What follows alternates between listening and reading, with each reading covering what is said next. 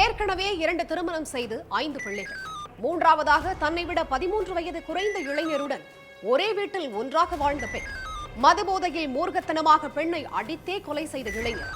பெண்ணை ஆம்புலன்ஸில் ஏற்ற விடாமல் முட்டுக்கட்டை போட்டது ஏன்? இளைஞரின் வெறிக்கு என்ன காரணம்? பின்னணியில் யார்?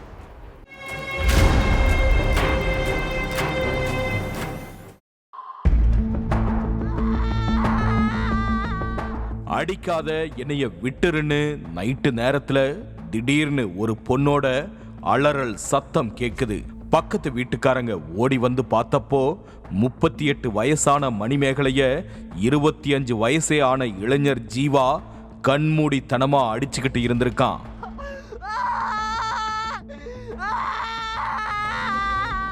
எதுக்குப்பா அடிக்கிற? மணிமேகலையோட முதுகு, முகம், தலைன்னு எல்லா பகுதியிலிருந்தும் ரத்தம் வருது. உடனே மருத்துவமனைக்கு அனுப்பணும்னு ஜீவா பக்கத்து வீட்டுக்காரங்க தடுத்திருக்காங்க. ஆனா மது போதையில இருந்த ஜீவா யார் பேச்சையும் கேட்காம, காதலையும் வாங்காம மணிமேகலைய எட்டி உதைக்கிறது, மிதிக்கிறது, கையில கிடைக்கிற பொருளை எடுத்து அடிக்கிறதுன்னு எல்லை மீறி போயிருந்திருக்கான். அதனால ஒரு கட்டத்துல மணிமேகலை மயங்கி கீழே விழுந்திருக்காங்க. அடுத்து பக்கத்து வீட்டுக்காரங்க 108 ஆம்புலன்ஸுக்கு போன் பண்ணி தகவல் சொல்லி வர வச்சிருந்திருக்காங்க.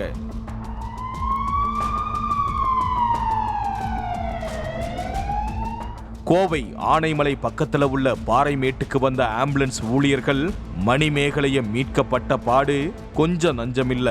வண்டியில அவளை ஏத்த கூடாது, என்னைய மீறி அவளை வண்டியில ஏத்தினா கல்லால ஆம்புலன்ஸ அடிச்சு உடைப்பண்ணு மல்லுக்கு நின்னு இருக்கான் ஜீவா. நிறைய ரத்தம் வெளியாகி இருக்குது.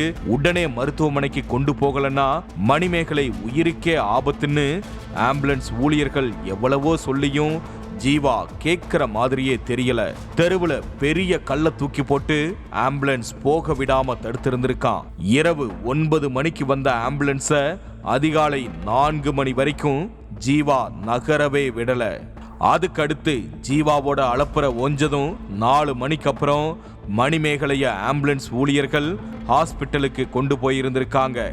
ஆனா அவங்க ஏற்கனவே உயிரிழந்துட்டதா டாக்டர்கள் சொல்லியிருக்காங்க. எங்க அக்கா உயிர் போனதுக்கு காரணமே ஜீவாதான்னு மணிமேகலையோட தங்கச்சி சித்ரா ஆனைமலை போலீஸ் ஸ்டேஷன்ல கம்ப்ளைண்ட் கொடுத்திருக்காங்க. அதுக்கு பிறகு ஜீவாவை கைது செஞ்ச ஆனைமலை போலீசார் மணிமேகலைய எதுக்காக மூர்க்கத்தனமா அடிச்ச, என்ன காரணம், கொலை செய்யற அளவுக்கு என்ன வெறின்னு விசாரிச்சிருக்காங்க. அதுலதான் தெரிஞ்சிருக்குது கள்ள உறவுதான் கடைசியில கொலையில முடிஞ்சிருக்கிற விவரமே.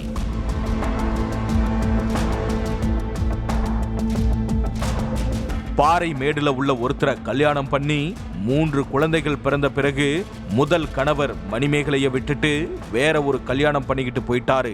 அடுத்து 2ஆவதா இன்னொருத்தரை கல்யாணம் பண்ண மணிமேகலைக்கு 4ஆவதா ஒரு குழந்தை பிறந்ததோட 5ஆவதா கர்ப்பமாவும் இருந்திருக்காங்க. 7 மாச கர்ப்பிணியா இருந்த மணிமேகலைய விட்டுட்டு 2ஆவது கணவரும் ஊரை விட்டே போயிட்டாரு.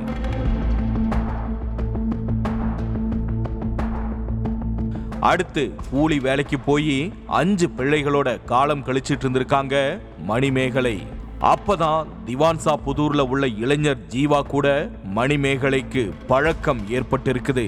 அடிக்கடி வீட்டுக்கு வந்து போன ஜீவா அடுத்து பெர்மனண்டா மணிமேகலை வீட்டிலேயே 1 வருஷமா ஒன்னா வாழ்ந்திருக்காங்க. எனக்கு முன்னால 2 கணவரோட வாழ்ந்தவதான நீ, நாளைக்கு நானும் விட்டுட்டு போனா 4ஆவதா ஒரு ஆளை பார்த்துப்ப.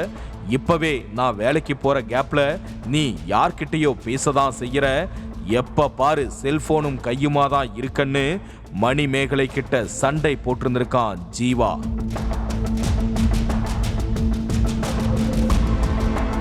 ஒன்னா வாழ்ந்தா நீ என்ன கேள்வி கேட்பியா? நீ என்ன எனக்கு புருஷனா? தாலி கட்டி இருக்கியா? என் 5 பிள்ளைங்களுக்கும் நீதான் அப்பாவா? சும்மா கேள்வியெல்லாம் கேட்காதன்னு பதிலுக்கும் ஜீவா கிட்ட வாக்குவாதம் பண்ணியிருக்காங்க மணிமேகலை. ஏற்கனவே போதையில இருந்த ஜீவாவுக்கு மணிமேகலை பேசின பேச்சு மேலும் சூடாகி இருக்குது. அதனால வீட்டுல கிடந்த பாத்திரம், நாற்காலி, டேபிள், கட்டை, கம்புன்னு கையில கிடைச்ச பொருளை வச்சு மணிமேகலைய அடிச்சு துவைச்சிருக்கான் ஜீவா.